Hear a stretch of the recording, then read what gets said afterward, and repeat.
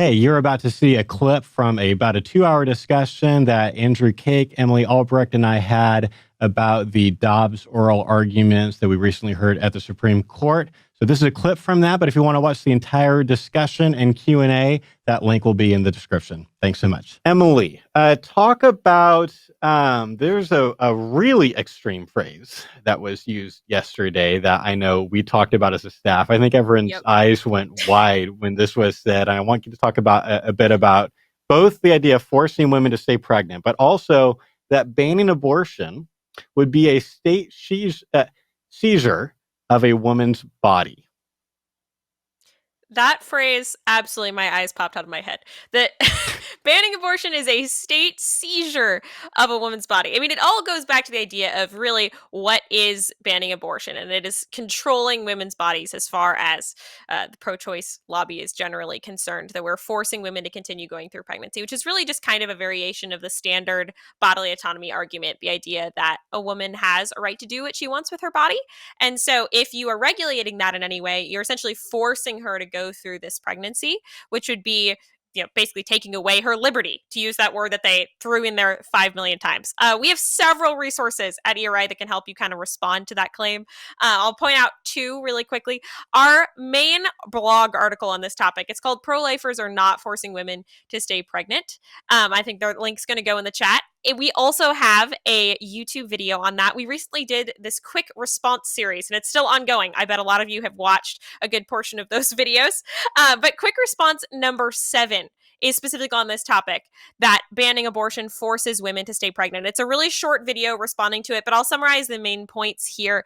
Basically, we are not convinced, and they did not make a convincing argument for this by the lawyers. The lawyers just kind of threw out that phrase that we're forcing women to stay pregnant and didn't actually prove why that was the case. We're not convinced that arguing we should take away one option, essentially arguing we should take away the option of abortion, is equivalent to forcing someone to do something. So a quick thought experiment that you'll see us use in our video. If, let's say that I was being held at gunpoint, crazy thought experiment, here we go. I was being held at gunpoint and told by this gunman that I had to choose either chocolate or vanilla ice cream out of this soft serve machine. Like, there's a soft serve machine here. There's only 2 handles, chocolate and vanilla, so I have to get ice cream. All right. He is trying to force me to do that. But then Andrew comes over and he takes off one of the ice cream handles. He takes off the chocolate side. It would be absolutely absurd for me to get upset at Andrew and say, Andrew, you are forcing me to choose vanilla ice cream. Because really, it's the man at gunpoint who's forced me into this decision, right? Andrew just took away one option, but that is not the same thing as forcing me to choose vanilla ice cream. Similarly, if we looked at a situation with a toddler, a classic case that pro-lifers use a lot, if we make this into a chart of a toddler and look at the idea that if there was a woman who was in a really, really difficult circumstance and she wasn't going to be able to or didn't want to continue caring for her toddler, and someone says, well, you don't have the right to kill the toddler. You can't do that. That isn't the same as forcing her to continue to be a parent. Even if all of the other options were off the table, even if we, called Child Protective Services and said, we really need you to take this child off our hands. And they said, we're so sorry. There's World War III going on and we just need you to hang on for 9 months because we are absolutely booked solid right now, but we will be able to come take that child for you. We just need you to hold on 9 months. That is not the same thing as forcing her to continue to be a parent. That's simply saying you can't kill the child in the meantime.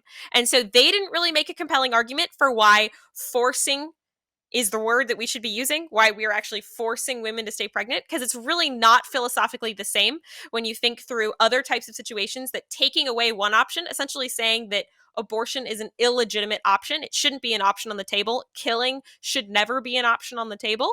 It's saying that not being an option shouldn't be the same as saying we're forcing someone to be pregnant, essentially. So if you want more on those resources, those are kind of the 2 main places, the blog and the YouTube video. But that was a theme that was brought up a lot in the bodily autonomy kind of section of the arguments, of the idea that pro-life people are forcing women to do something. And that's just not really philosophically what's actually going on.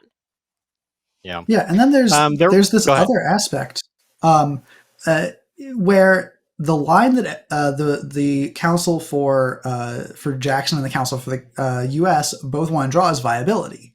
So why is it that states get to force women to be pregnant for the last 16 weeks. Like, if forced pregnancy is a problem, why is it only a problem for the first 24 for the first 24 weeks? Why is it suddenly not a problem after viability? Yeah. I mean, I think basically what that points to is the main issue with kind of bodily autonomy arguments in general, is that people tend to want to restrict abortion at some point. We know that 72% of self-identified pro-choice people in a recent study, it was an NPR study, we have it linked to in one of that quick response videos that I was talking about, 72% of pro-choice people believe that there should be restrictions on abortion.